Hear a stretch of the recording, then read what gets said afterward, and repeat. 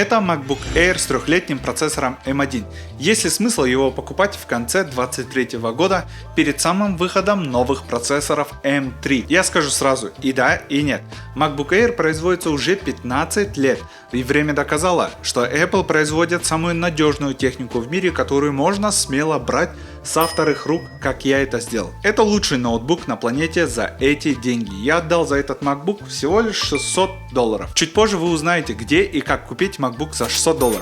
А пока посмотрите на это. 2008 год. Стив Джобс еще жив, и он представляет на свет самый тонкий в мире ноутбук This is the new MacBook Air с эталонным дизайном, который покорил сердца миллионов покупателей. В 2020 году Apple сотворила ту же историю, выпустив их собственный процессор Apple M1, который был дешевле и мощнее самых мощных процессоров от Intel и AMD. Давайте разберем MacBook на детали и узнаем, что мы получим за $600. 13-дюймовый 2К Retina дисплей с разрешением в 2560 на 1600 точек. Клавиатура с Touch ID, как на пятом iPhone. Эталонный трекпад, два порта Thunderbolt 4 и вход, конечно же, для наушников. В нем встроены хорошие, но не идеальные динамики для прослушивания музыки. Самое важное для меня — это приятный алюминиевый легкий корпус весом всего лишь 1300 грамм. Конечно же, тут есть и веб-камера, и микрофон. Работают они, кстати, неплохо. И аккумулятор, который забываешь заряжать. Он тут реально долгоиграющий. Если сравнить схожий по этим характеристикам Windows ноутбук или ПК, то стоимость перевалит за $1000. Кто-то в комментариях напишет: чего ты ждешь? Чувак, я соберу дешевле. Я скажу: ничего подобного. На рынке очень мало ноутбуков, которые имеют хотя бы один порт Thunderbolt 3. Поищите, ребята. Я уверен, что Windows ноутбук с Thunderbolt портом будет стоить дороже, чем $600.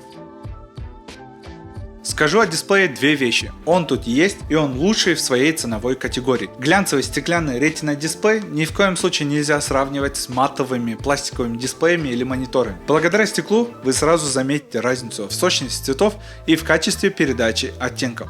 Чтобы еще сильнее погрузить вас в понимание разницы матового и глянцевого стекла, посмотрите, пожалуйста, на свой мобильный телефон. В вашем телефоне установлен глянцевый стеклянный дисплей, и если наклеить на него матовое стекло, он станет блеклым и потеряет сочность цветов. Поэтому глянцевые дисплеи — наше все.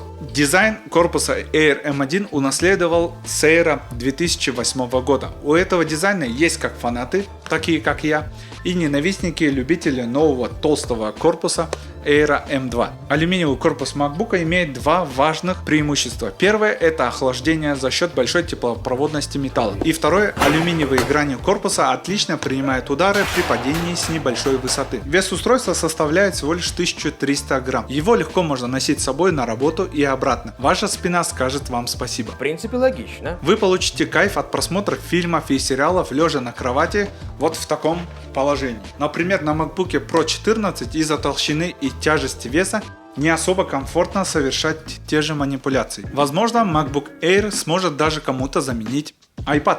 Клавиатура и трекпад тут эталонные. Приятно печатать, клавиши тихие и точные. Трекпад эталонный. Я не зря повторяюсь, он тупо лучший на планете. Если есть аналоги, напишите, пожалуйста, в комментариях, я буду рад прочитать. Встроенные динамики звучат на уровне. Чистая середина, бас, конечно же, мутноват, а высокие частоты чуть-чуть завышены. При сравнении с другими ноутбуками на винде, я вам могу сказать, 99% звук на Air вам понравится больше, чем на других Windows ноутбуках. Но от них тоже ожидать многого не стоит. Обычные дешевые колонки Sven, конечно же, будут погромче и получше, но нельзя сравнивать такие вещи. Вот тест записи на максимальной громкости.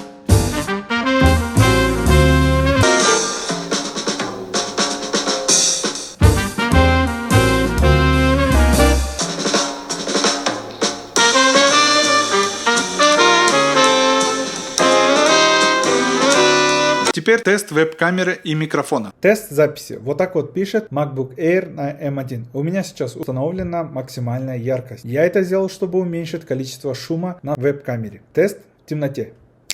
Ну как вам картинка? Передо мной сейчас стоит MacBook и телевизор на экране. Как вам картинка? Топ или не топ? Напишите в комментариях. Пару слов о батарее. Аккумулятор Air M1 по заявлению Apple может работать до 18 часов в режиме просмотра видео. Но думаю, ни один нормальный человек не выдержит такого. В реальной жизни я просто забываю заряжать MacBook. Работая за ним спустя 3-4 часа, я смотрю на индикатор батареи, и на нем все еще остается 30-40%. Многие техноблогеры говорят, что нет разницы в работе от аккумулятора или от сети. Но я почему-то замерил другие результаты. Посмотрите на новый Geekbench версии 6.1. Он показывает совсем иной результат. Падение почти в 2 раза при работе от аккумулятора. Если вы будете работать над монтажом видео или другой сложной задачей, советую подключать MacBook к розетке. Про порты. Всего 2 порта для подключения периферии. Да, это мало, но нужно понять, что это не обычные порты Type-C, а это Thunderbolt 4, который может многое. Если провести аналогию, его можно сравнить с электрощитком, который имеет 2 независимые друг от друга трехфазные линии. В один порт вы можете запитать весь свой дом, чайник, холодильник, телевизор, но если нужно включить отопление, то есть второй порт, который справится с этой задачей. Скорость передачи данных у порта Thunderbolt 4 40 гигабит в секунду. В реальности это около 3 гигабайт в секунду. 4К фильм в 100 гигабайт можно передать на внешний SSD диск за 33 секунды. Это просто космос. Кстати, кто не знал, технологию Thunderbolt придумала не Apple, а Intel. Вопрос о нехватке портов можно закрыть. Если нужны дополнительные порты USB, HDMI картридеры, просто купите правильные аксессуары. У меня есть про это ролик, можете посмотреть вот тут.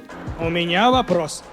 Где купить? Я заказываю всю технику на eBay и в магазине newegg.com. Технику я беру почти новую или ревки. Благодаря этому я экономлю до 50% от изначальной цены. Посмотрите на это. Чтобы выгодно покупать электронику, вам надо найти у себя в городе экспресс-службу, которая занимается доставкой товаров из США в вашу страну или конкретно в ваш город. Она предоставит вам адрес склада в безналоговом штате Делавэр, куда вы будете отправлять выкупленные вами товары. Важно уточнить, возят ли они электронику и есть ли у них страховка. Всегда есть риск поломки товара в пути, но обычно продавцы и магазины в США упаковывают товары нормально. Заходим на eBay и в строке поиска вбиваем MacBook Air. Далее выставляем правильные настройки. В самом нижнем углу есть у нас Free Returns, что означает бесплатный возврат. Нажимая на эту галочку, мы отсеиваем всех непонятных продавцов. Далее выбираем процессор M1, выбираем оперативную память 8 гигабайт и SSD. Все, eBay предоставил нам 142 объявления. По этим объявлениям мы можем смело брать какой-то из этих товаров. У продавцов здесь идеальный рейтинг. Также вы можете отфильтровать по стоимости. Выбираем низкую стоимость. Я здесь указал мой zip-код. Вот, выбираем Buy It Now, чтобы выкупить сразу. Обратите, пожалуйста, внимание на описание. Если написано в объявлении слово read или еще что-то, screen is cheap, всякое такое, можете не открывать это объявление. Скорее всего, с лэптопом что-нибудь не то.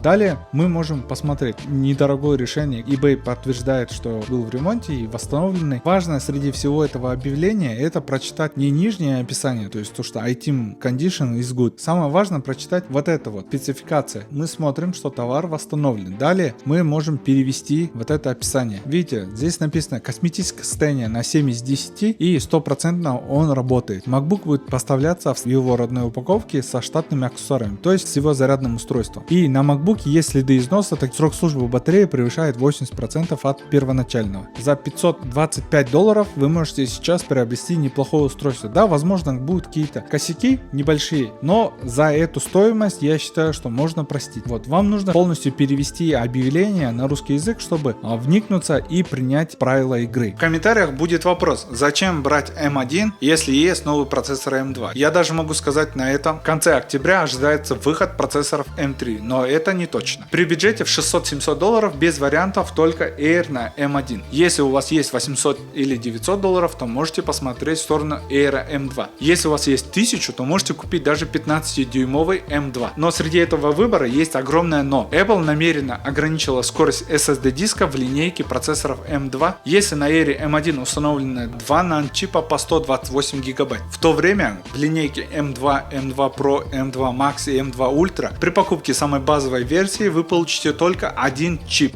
что вдвое уменьшает скорость SSD диска. Посмотрите на это. У этого Air M1 скорость SSD диска составляет 2500 мегабайт в секунду в среднем, а на моем MacBook Pro на M1 Pro до 6500 мегабайт в секунду. Эти два MacBook в самой базовой комплектации. Чтобы получить те же характеристики на M2, вам еще понадобится потратить лишние $200. И тогда у вас будет нормальный Mac. Стоимость нормального Air на M2 с двумя нано-чипами общим объемом 512 гигабайт будет выше $1000. $1000, что почти на 50% дороже, чем этот MacBook за $600. То есть разница в $400. Поэтому неправильно будет их сравнивать. Они в разной ценовой категории. А тем, кто еще может подождать с покупкой, советую дождаться выход новых процессоров M3. Ходят слухи, что возможно их анонсируют в конце октября. Но это не точно. В случае, если вы никогда не держали в руках или не работали за MacBook'ом, сходите в ближайший от вас магазин по продаже техники Apple и попробуйте часок-другой потыкать в него.